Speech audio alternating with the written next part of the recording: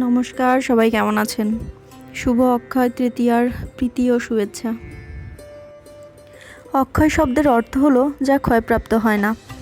বৈদিক বিশ্বাস অনুসারে এই পবিত্র তিথিতে কোনো শুভ কার্য সম্পন্ন হলে তা অনন্তকাল অক্ষয় হয়ে থাকে। অক্ষয় তৃতীয়া হলো বৈশাখ মাসের শুক্লপক্ষের তৃতীয়া। এই শুভ দিনে বিষ্ণুর ষষ্ঠ অবতার পরশুরাম জন্ম নিয়েছিলেন। ব্যাসদেব ও গণেশ এই দিনে মহাভারত রচনা আরম্ভ করেন। এই দিনেই সত্যযুগ শেষ হয়ে ত্রেতা যুগের সূচনা হয়। এই দিনই রাজা ভগীরথ গঙ্গা দেবীকে মর্তে নিয়ে এসেছিলেন। এই দিনই কুবেরের তপস্যায় তুষ্ট হয়ে মহাদেব তাকে অতুল ঐশ্বর্য প্রদান করেন।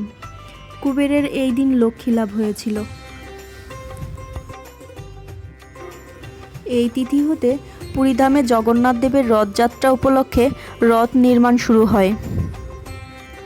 এই দিনেই হস্তিনাপুরের রাজসভায় দ্রৌপদীর বস্ত্রহরণের চেষ্টা করেছিলেন দুঃশাসন। দ্রৌপদীর প্রার্থনায় সাড়া দিয়ে ভগবান শ্রীকৃষ্ণ অনন্ত বস্ত্র প্রদান করেন। এই অক্ষয় তৃতীয়াতেই হিমালয়ের কোলে 4 ধামের দরজা খোলা হয়। আর এই দরজা খুলে দেখা যায় 6 মাস আগে যে অক্ষয়দ্বীপ জ্বালিয়ে রেখে আসা হয়েছিল তা তখনও জ্বলছে। এই দিনেই দেবী অন্নপূর্ণার আবির্ভাব হয়েছিল।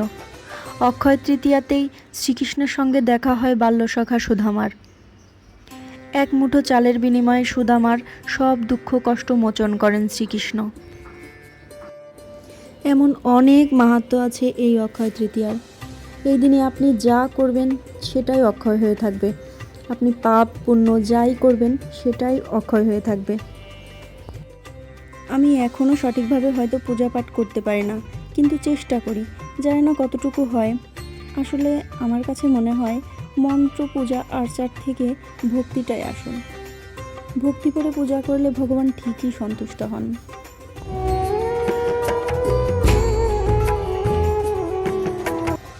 ভগবানের জন্য যদি আমি কিছু করি আমার ভীষণ তৃপ্তি লাগে। আমি ভোগে আজ শুধু খিচুড়িটাই দিয়েছি, অন্য কিছু করার সময় হয়ে ওঠেনি। ভগবানকে বলেছি আমার এই সামান্য দ্রব্য তুমি গ্রহণ করে নিও। আসলে সাথে লক্ষ্মী পূজাটাও করেছি। লক্ষ্মী পূজা করতে অনেকটা সময় চলে যায়, তো লক্ষ্মীর পাঁচালি পরা, আলপনা দেয়া সব কিছু মিলেমিশে অনেকটা সময় লেগে যায়। এজন্য বেশি কিছু করতে পারিনি। সবার অক্ষয় তৃতীয়া কেমন কাটলো জানাবেন।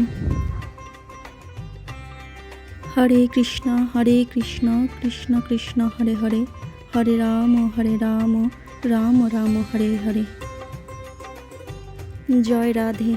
সবাই ভালো থাকবেন, সুস্থ থাকবেন। শুভ অক্ষয় তৃতীয়া। দ্বিতীয় অধ্যায় সাংখ্যযোগ। সঞ্জয় কহিলেন, শোকাকুল দুঃখপূর্ণ সজল নয়ন হেরিয়া অর্জুন কন শ্রীমধুসূদন। শ্রীকৃষ্ণ কহিলেন, এ বিপদে তেন কব এ মোহ উদয় নিন্দনীয় পার্থ আশ্চর্যিত নয়। তেজমোহ সারক লৈব্য উঠ ধনঞ্জয় হেন ক্ষুদ্র দুর্বলতা তব যোগ্য নয়। অর্জুন কহিলেন, কেমনে করিবে রণে বাণ নিক্ষেপণ পূজ্যপাদ্য বিশ্বদ্রোণে হি মধুসূদন। সঞ্জয় বললেন, অর্জুনকে শোকাকুল দুঃখিত অশ্রুসিক্ত থাকিতে দেখিয়া শ্রীকৃষ্ণ বললেন, হে অর্জুন, এই বিপদের সময় তোমার এরূপ মোহের উদ্ভব হইল কেন? ইহা আশ্চর্যিত নয়, বরং অতিশয় নিন্দনীয়। হে অর্জুন, মোহ ত্যাগ করো, দুর্বলতা দূর করো। এরূপ দুর্বলতা তোমার সাজে না। অর্জুন বললেন, হে কৃষ্ণ, যুদ্ধক্ষেত্রে পূজ্যপাদ্য ভীষ্ম দ্রোণের প্রতি আমি কিরূপে বাণ নিক্ষেপণ করিব?